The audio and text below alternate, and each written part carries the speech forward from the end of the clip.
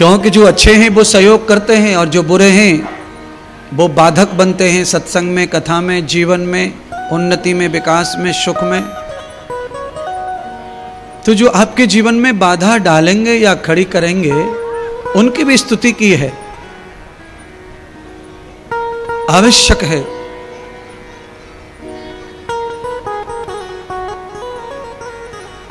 ना राखो प्रभु के रवेर को संग। परमात्मा, अच्छे और बुरे लोग तो रहेंगे संसार में, पर इनकी ज्यादा नजदीकी बुरे लोगों की अच्छी नहीं है। क्यों? केले के पत्ते के पास, केले के पेड़ के पास में बेर का पेड़ हो यानी कांटे वाला पेड़ हो तो केले का पत्ता स्वस्थ नहीं रह सकता। हवा के झोंके चलेंगे, कांटे वाली डाल पेड़ से टकराएगी, केले के पत्ता का छार छार हो जाएगा। इसलिए परमात्मा केर बेर का संग नहीं जैसे चाहिए, ऐसे ही दुर्जन और सज्जन का भी संग नहीं चाहिए, पर सबको हिलमिल राखिए। नदी नाव संयोग।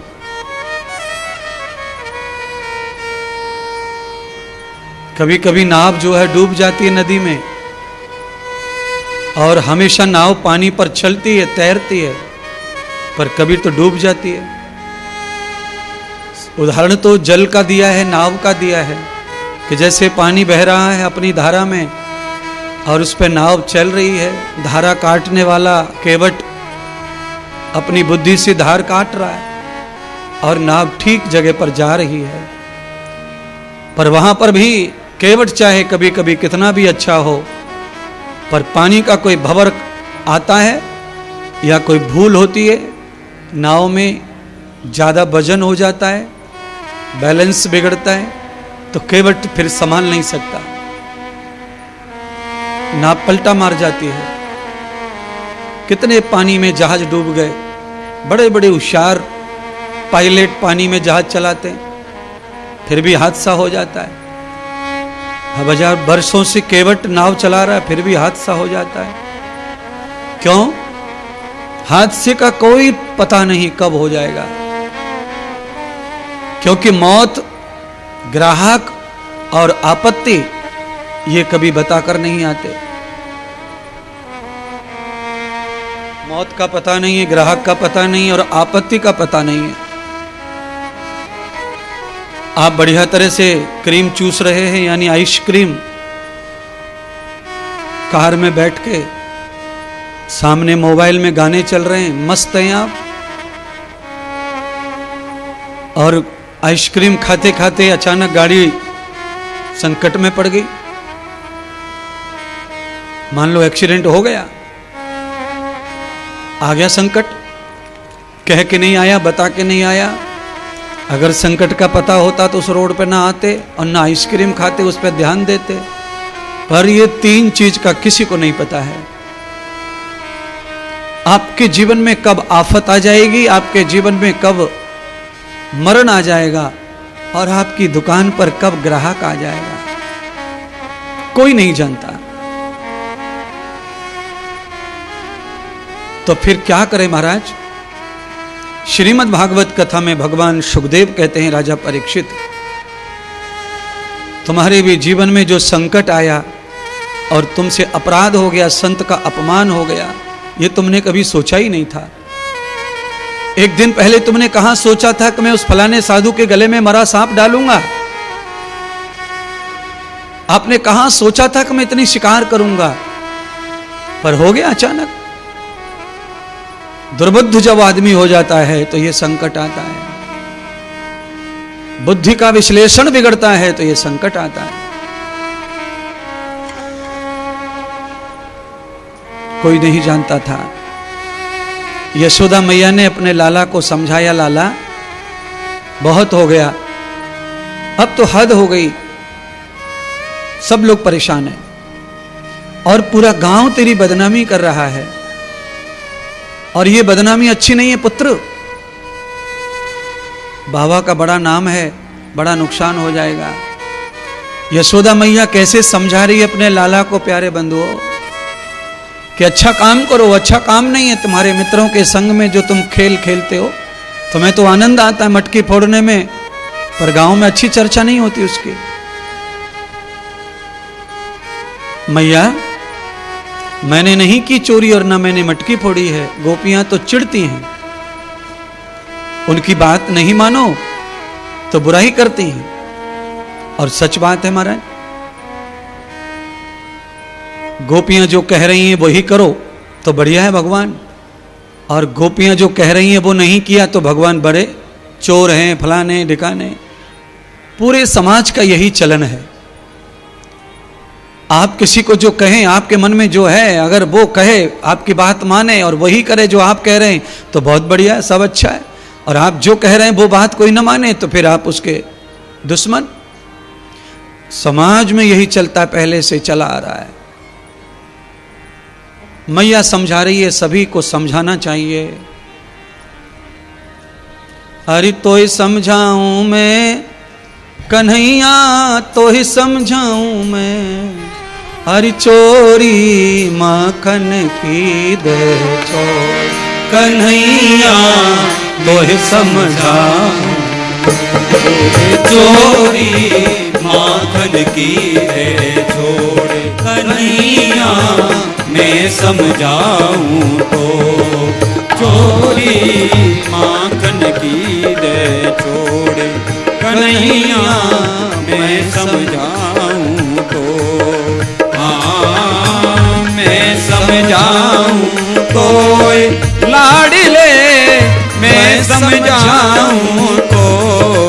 हाँ, मैं समझाऊं तो लाडले, मैं समझाऊं तो। हाँ, चोरी माखन गिरे छोड़े कन्हैया, मैं समझाऊं तो।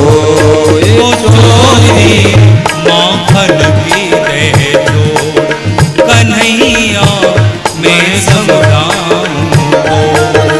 चोरी माखन गिरे छोड़े कन्हैया, मैं समझाऊं तो। चोरी माखन गिरे छोड़ कन्हैया, मैं समझाऊं तो।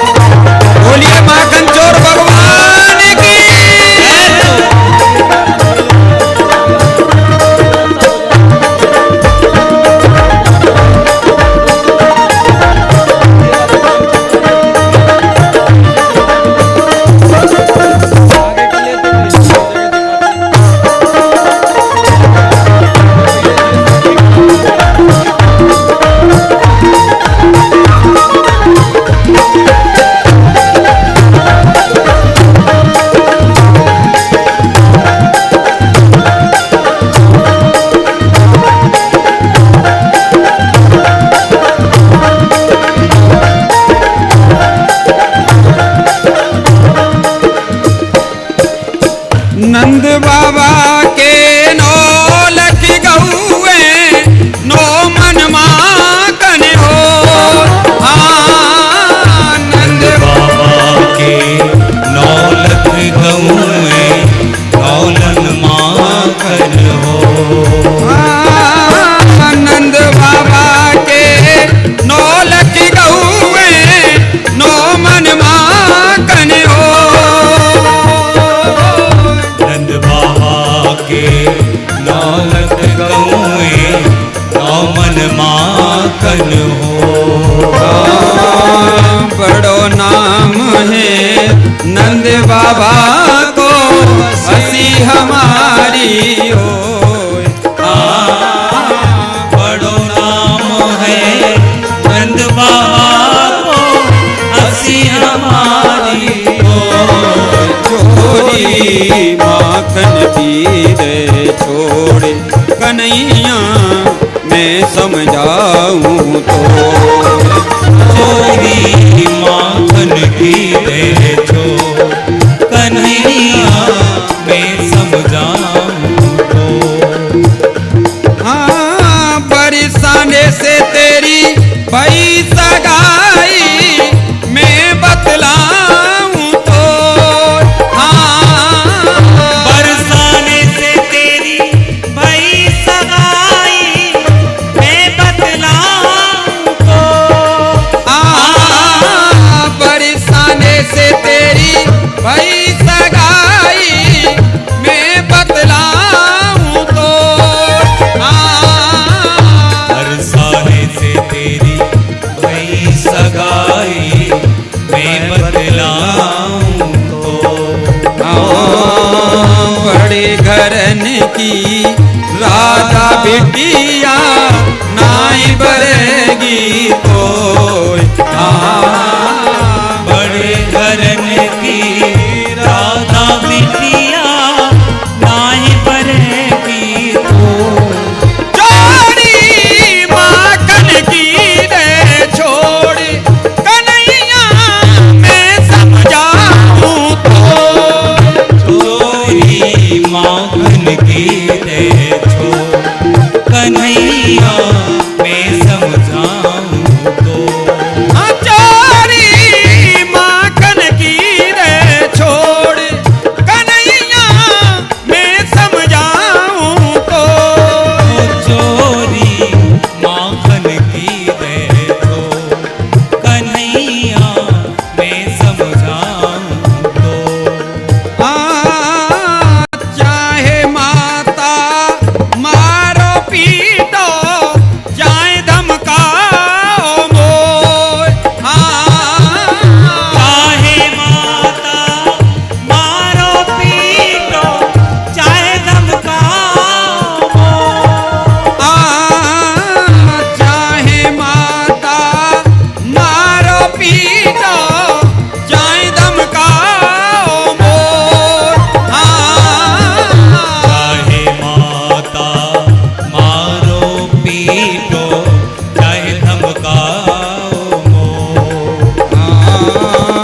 चोरी की मोहे आदत पड़ी है शादी होए न होए। चोरी की मोहे आदत पड़ी है चाहे होए न हो। चोरी माखन की दे छोड़ कन्हैया मैं समझाऊं तो। चोरी माखन की दे जो कन्हैया मैं समझाऊं तो। मैं समझाऊं तो लाडले मैं समझाऊं तो। मैं समझाऊं तो लाडले मैं समझाऊं तो। चोरी माखन की दे छोड़ कन्हैया मैं बतलाऊं तो। चोरी माखन की दे जो कन्हैया मैं बतलाऊं तो। चोरी माखन की दे छोड़ कन्हैया मैं समझाऊं तो। चोरी माखन की दे जो कन्हैया मैं समझाऊं तो। चोरी माखन की दे छोड़ कन्हैया मैं समझाऊं तो। चोरी माखन की दे जो कन्हैया मैं समझाऊं तो। कन्हैया मैं समझाऊं तो। कन्हैया मैं समझाऊं तो। सच्चे दरबार की जय हो। भागवत महापुराण की जय हो। यजमान परिवार की जय हो। जय जय श्री राधे श्याम। भगवान सुखदेव कहते हैं, राजन आज यशोदा मैया ने भगवान को खूब समझाया बुझाया, कहा जितना तुम अच्छा मानते हो उतना अच्छा नहीं है ये दुनिया। ये दुनिया कैसी है पुत्र, तेरे सामने अलग बोलते हैं और बाद में अलग बोलते हैं। आपको थोड़ा भैया आउटर कम कर दे लाला, कम करने, थोड़ा कम कर बाहर का, लौट लौट के आ रही आवाज।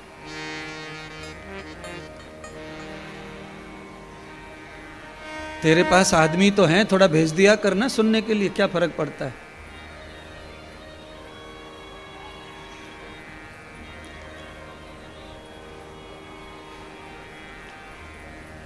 मैया नाराज हो गई भगवान से।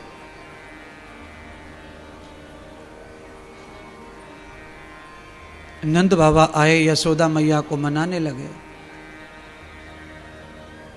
भगवान भी मनाने लगे, मैया मत रूठो और गोपियों की बात भी मत मानो। पश्यम प्रबद्धते युक्तम देवम योग दर्शनम। मैं तो मैया ये समझ रहा था कि गोपियां मुझे बहुत चाहती हैं, पर मुझे क्या पता था कि वो मेरे दोषों का भी बखान करती हैं। पर मेरा कोई दोष नहीं है, मैं तो उनके बच्चों के बालकों के साथ उनके घर जाता हूं, और श्रीदामा से मटकी उतर नहीं रही थी इसलिए मैंने उतार दी, इसमें चोरी कहां। अरे ये तो सहायता है मित्रों की, जो काम मेरे मित्र कर नहीं पा रहे वो मैंने किया। इसलिए मैया अब मुझे इस गांव से नाता तोड़ना पड़ेगा। भगवान भी मुंह फुला गए, रो गए, नाराज हो गए। मैया का नाराजी देखी तो नंद बाबा मनाने लगे भगवान को, अरे लाला माँ बेटे में ऐसा झगड़ा होता रहता है, इतना नाराज होने की क्या बात है। अब तो भगवान नाराज क्यों हुए ये कोई नहीं जान पा रहा है। तब नंद ने पूछा, तुम्हारी नाराजी दूर करने का कोई मार्ग बताओ, कैसे खुश होगे और नाराजी कैसे दूर होगी तुम्हारी, बताओ। तब भगवान की वार्ता नंद से हुई कान में।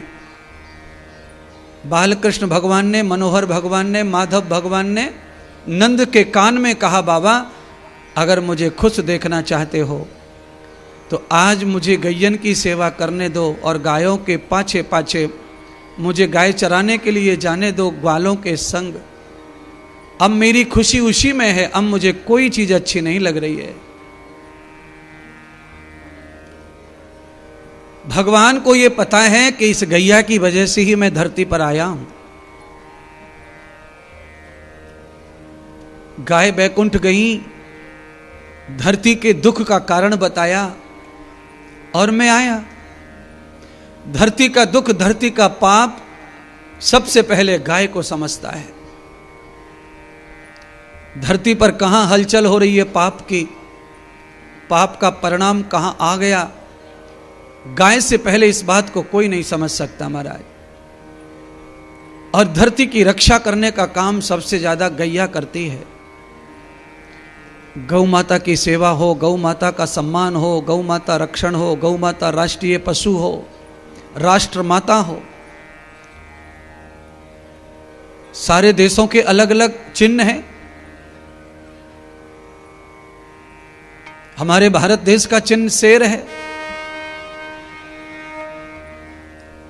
पर मेरी दृष्टि में शेर जो है वो हिंसक है, इसीलिए मुझे लगता है वो राष्ट्रीय जानवर नहीं चाहिए। जिस गौ माता की वजह से करोड़ों करोड़ों बच्चों का पालन हो रहा है, उस गौ माता को राष्ट्रीय पशु कही, एक राष्ट्रीय माता का सम्मान प्राप्त होना चाहिए। और गौ सेवा आदमी के जीवन की सर्वोपरि पितृ सेवा ही है। आप अपने जीवित माता पिता की सेवा कर लो, गाय की सेवा कर लो, आपके पितर प्रसन्न रहते हैं। वैसे तो हमारे शास्त्र कहते हैं सर्वे भवन्तु सुखिना, सब जीवों पर दया करो। पर जो जीव तुम्हारे लिए हिंसक है, तुम्हारा अपराधी है, तो आप उसे दंड से भी निपट लो, अपराध नहीं लगता। पर अपनी खुशी, अपने सुकून, अपने आनंद के लिए आप निर्दयी जीव को मारते हो तो बड़ा अपराध है, बड़ा पाप है। ये पाप ना करें। आप अगर मांसाहार करना छोड़ देंगे तो मांस बेचने वाला मांस बेचना छोड़ देगा। मांस बेचने वाला जब मांस बेचना छोड़ेगा तो मारने वाले मारना छोड़ देंगे, जीव की रक्षा हो जाएगी, जीव प्रसन्न जी लेगा।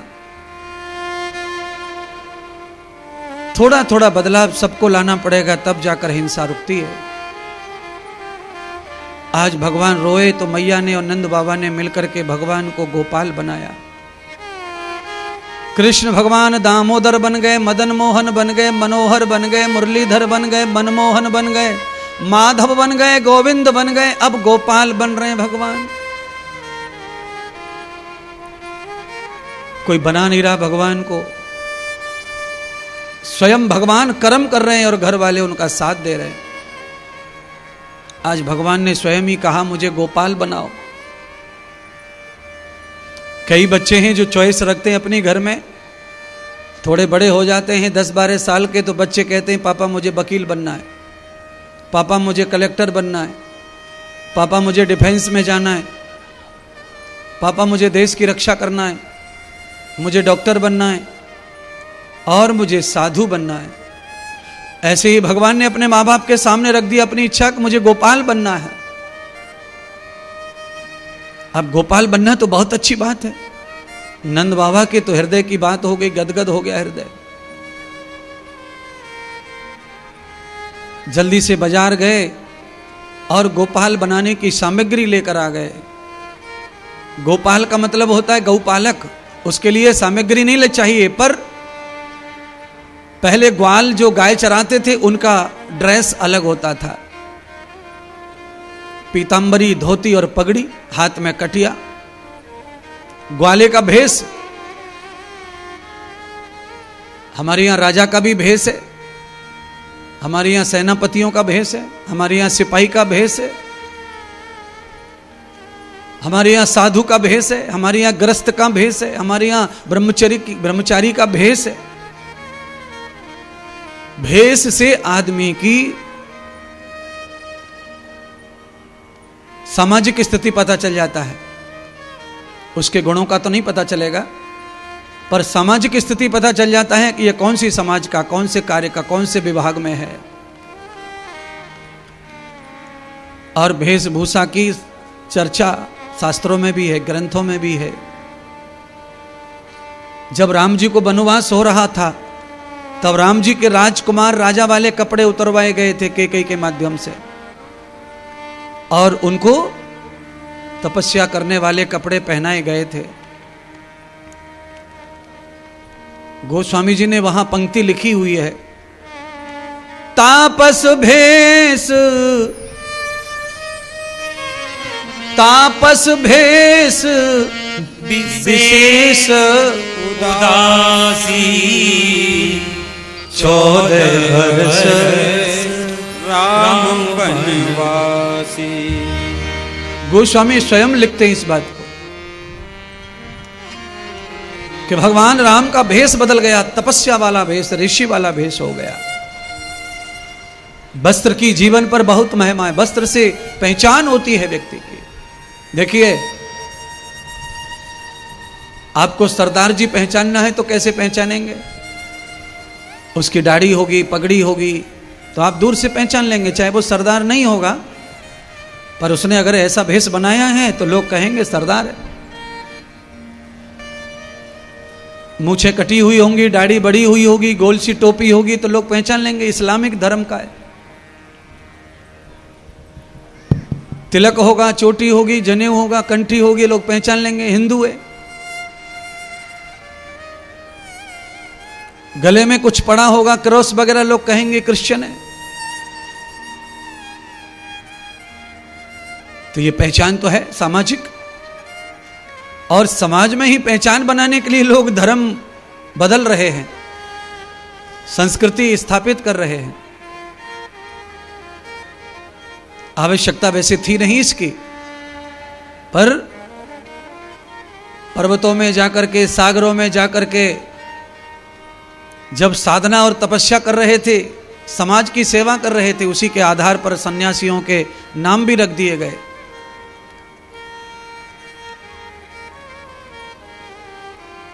गिरिपुरी, सरस्वती,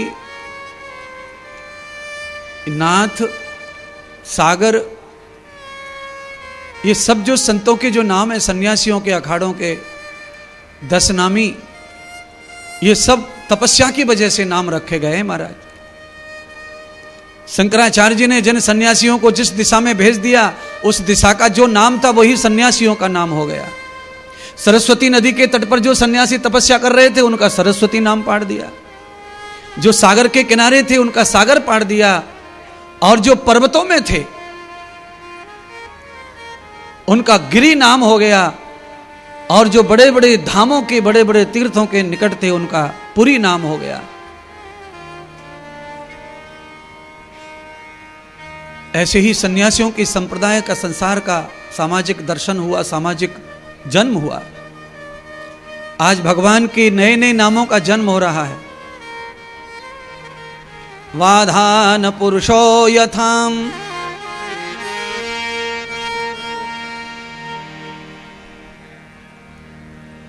गोपियों ने भगवान को कहा कि बड़ा अच्छा कर दिया ना हमने तुम्हारी शिकायत करके, तुम्हें और अपनी लीलाएं करने का मौका मिला। आदमी के जीवन में यदा कदा जब कोई संकट आ जाता है और कोई बुराई आलोचना जब आ जाती है, तो उसके जीवन में सुधरने का अवसर आता है। जीवन में गलतियां छोटी बड़ी जीवन में सबके हो जाती है, पर उन गलतियों से सुधरने का मौका ही तब पड़ता है जब उसका विरोध है। आप कोई गलती कर रहे हैं, उसका विरोध नहीं है, तो वो गलती कभी नहीं सुधरेगी, गलती बड़ी हो जाएगी। और जब गलती छोटी है और विरोध है, तो आपकी गलती सुधर जाएगी। विरोध करने से तकलीफ तो होती है, आलोचना होती है तो तकलीफ तो है, पर उस सुधरने के लिए बहुत अच्छा है। आदमी के जीवन में सुधार आता है, अर्थात निखार आता है।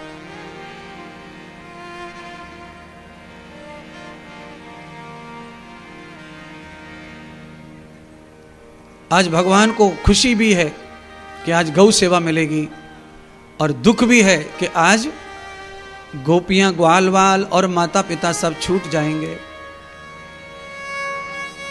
गौओं के पीछे भगवान चलने लगे, पगड़ी पहना दी, पीतंबर पहना दिया, धोती पहना दी, तिलक लगा दिया, और हाथ में छड़ी पकड़ा दी। पुत्र, इस हाथ में लकड़ी को हाथ में ही रखना, किसी को गाय को मारना नहीं। पर गाय जब हाथ में लकड़ी देखती है, तो गाय फिर जो है, कोई कोई गाय अपनी सुरक्षा के लिए हाथ चलाती है, पैर चलाती है, अर्थात सींग हिलाती है, मारने की धमकी देती है, कभी कभी आक्रमण भी कर देती है। उसको लगता है कि ये मेरे साथ कुछ करने वाला है, उस भय में वो आक्रमण करती है। तो इस छड़ी को हाथ में रखो सुरक्षा के लिए। हाथ में काठी पकड़ा दी और रथ हाँक दिया, रथ में माखन मिश्री सब रख दिया, और ग्वाल वालों से कह दिया, जाओ इसे खिलाना, 5 बार भोग प्रदान करना। छोटा है ना, इसे बार बार भूख लगती है और मांगता नहीं है। बिन मांगे ही खाने का काम भगवान का है, मांगकर भगवान नहीं खाते। आपके घरों में मंदिर होते हैं, कभी कभी तो आदमी पूरा घर बंद करके ताला डाल के चला जाता है ब्याह शादी में 8-10 दिन के लिए। घर के मंदिर में जितनी मूर्तियां हैं वो भूखी प्यासी पड़ी रहती हैं, किसी को फिक्र नहीं है, हैं? घर में मंदिर जो है उसके जो पुजारी हैं वो मजे मार रहे हैं, रसगुल्ला ठोक रहे हैं, पनीर मार रहे हैं, और इधर मंदिर में भगवान तड़फड़ा रहे हैं भूखे प्यासे। पर भगवान की आदत क्या है? भगवान की आदत है वो मांग कर नहीं खाते। इसीलिए हम सबको चाहिए कि भगवान को समय पर नियमित भोग लगाएं। कैसा भोग लगाएं महाराज? तो कहा भोजन पक जाए तो हाथ जोड़ के प्रार्थना करें, भगवान पधारो और भोजन कर लो। सब घर के लोग भूखे हैं, आप खाएंगे तो घर के खाएंगे। तो खा लिया भगवान ने, इतना कह के खा लिया। इससे ज्यादा भगवान को नहीं खाना होता है। आपने कहा और भगवान ने खा लिया। क्यों? भगवान के वैसे तो मुख नहीं है, और जो चित्रों में देखते हैं, मूर्तियों में देखते हैं, तो भगवान के मुख है। क्योंकि राम और कृष्ण, शिव आदि आदि भगवान जो है, इनके तो मुख है, क्योंकि इन्होंने अवतार लिया है। पर जो अवतारवाद से रहित भगवान है, निराकार जिसे कहते हैं, उसका मुख नहीं है।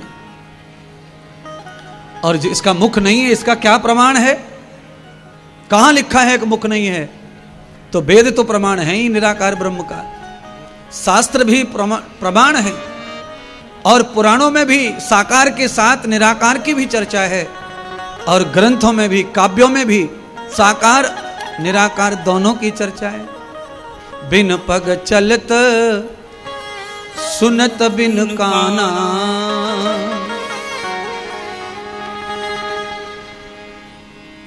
बिन पग चलत सुनत बिन काना, बिन कर्म करहि विधि नाना। ऐसे भी भगवान है। तो यहां पर हाथ पैर कान मुख आंख भगवान की नहीं बताई है, तो फिर कैसे दिख रहा है? यही तो कमाल है। यहाद नेत्रम जीवान कृतम, भगवान की आंखों से ही हमारी आंखें बनी है, इसलिए हमारी आंखों में भगवान बैठा हुआ है।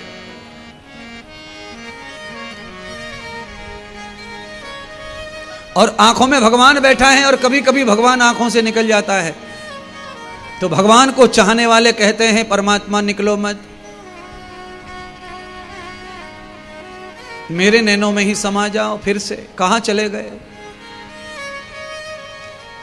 तेरे नैनों में बस जाओ मेरे सतगुरु जी सवरिया, नैनों में बस जाओ मेरे सतगुरु जी सवरिया, नैनों में बस जाओ मेरे सतगुरु जी सवरिया, नैनों में बस जाओ मेरे सतगुरु जी सवरिया, नैनों में बस जाओ मेरे सतगुरु जी सवरिया, नैनों में बस जाओ मेरे सतगुरु जी सवरिया। तेरी ही तो याद में प्रभु जी, तेरी ही तो याद में प्रभु जी, हो गई मैं बाबरिया, नैनों में बस जाओ मेरे सतगुरु जी सवरिया, नैनों में बस जाओ। उसको नहीं, तुझे ये कस गया है, कुछ बोल सवरिया, ज्यादा आवाज कस गई है, आवाज कस जाओ मेरे सतगुरु जी सवरिया, नैनों में बस जाओ मेरे सतगुरु जी सवरिया, नैनों में बस जाओ मेरे सतगुरु जी सवरिया। तेरी ही तो याद में सतगुरु हो गई मैं बाबरिया, तेरी ही तो याद में सतगुरु हो गई मैं बाबरिया, नैनों में बस जाओ मेरे सतगुरु जी सवरिया, नैनों में बस जाओ मेरे सतगुरु जी सवरिया, नैनों में बस जाओ मेरे सतगुरु जी सवरिया, नैनों में बस जाओ मेरे सतगुरु जी सवरिया, सतगुरु जी सवरिया, सतगुरु जी सवरिया। नैनों में बस जाओ मेरे सतगुरु जी सवरिया। पूरा बिगाड़ के रख दिया आज तो। अच्छी नहीं ना आवाज पहले से ही।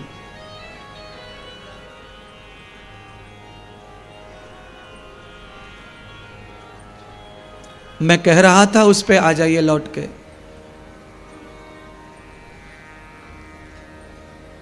आंखों में भगवान बसे, कानों में भगवान बसे हैं। आकाश भगवान का नाम है, अग्नि भगवान का नाम है। अग्नि माने आंख, आकाश माने कान। वायु भगवान का नाम है, वायु माने चमड़ी। सागर भगवान का ही नाम है जीवा, और धरती भगवान का नाम है नासिका। ये 5 देवता, 5 तत्व हैं, और इनसे शरीर बना है, 5 ज्ञान इंद्रियां। आपको दुनिया का जो भी अनुभव हो रहा है, 5 ज्ञान इंद्रियों का अनुभव है।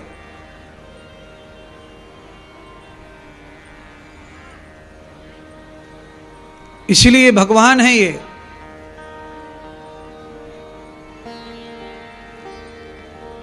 यशोदा मैया ने 3 दिन का वचन दिया लाला को, लौट के आ जाना 3 दिन में।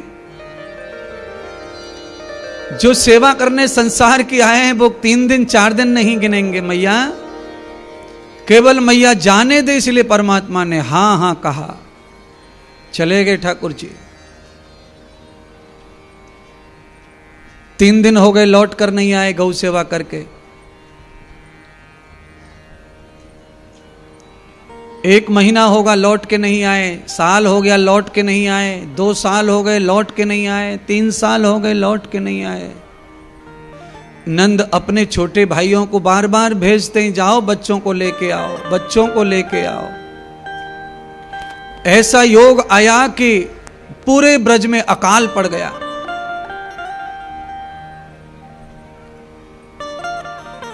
गैया चली गईं, खेतों में हरा भरा बाग बगीचे सूख गए, और पेड़ों की कमी के कारण बारिश नहीं होती बंधुओं। और पेड़ तभी हो सकता है जब गाय हो आपके पास क्षेत्र में। आज गाय की कमी क्यों है, गाय की महसूस कमी क्यों हो रही है सबको? गाय क्यों नहीं लोग ज्यादा चाहते? क्योंकि मशीन का युग आ गया है।